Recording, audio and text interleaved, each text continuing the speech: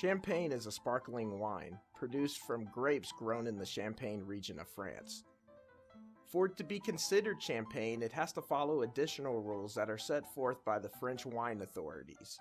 Some of these rules include how do you get the bubbles in the bottle and the type of grapes that could be included in the process.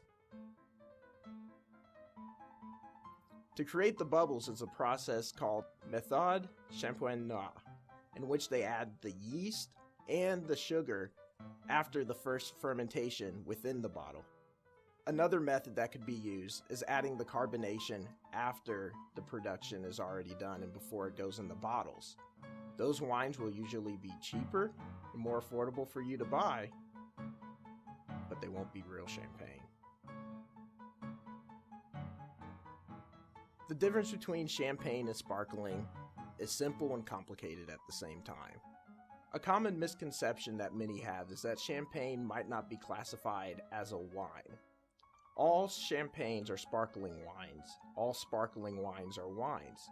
If it's produced in France in the region of Champagne, it's called champagne. If it's produced in France outside of the region of Champagne, it's called crémant. If it's produced in Spain, it's Savor. And if it's produced anywhere else in the world, we just call it sparkling wine.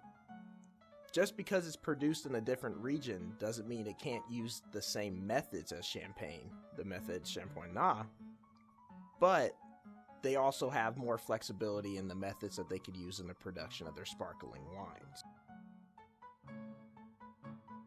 Champagnes have three main grapes that are included in its production.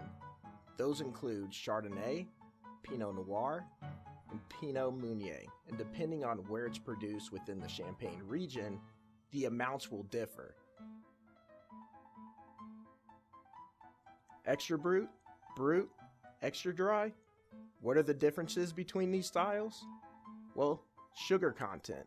That's how the champagne houses designate how much sugar is in each bottle of wine, and so you know what type of sweetness to anticipate when you open up your next bottle.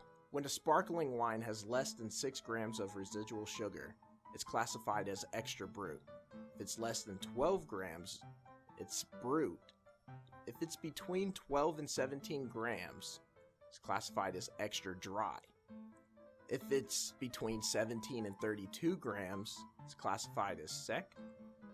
Between 32 and 50 grams, it's classified as demi-sec. And if it has 50 grams of sugar per liter, it's classified as dough.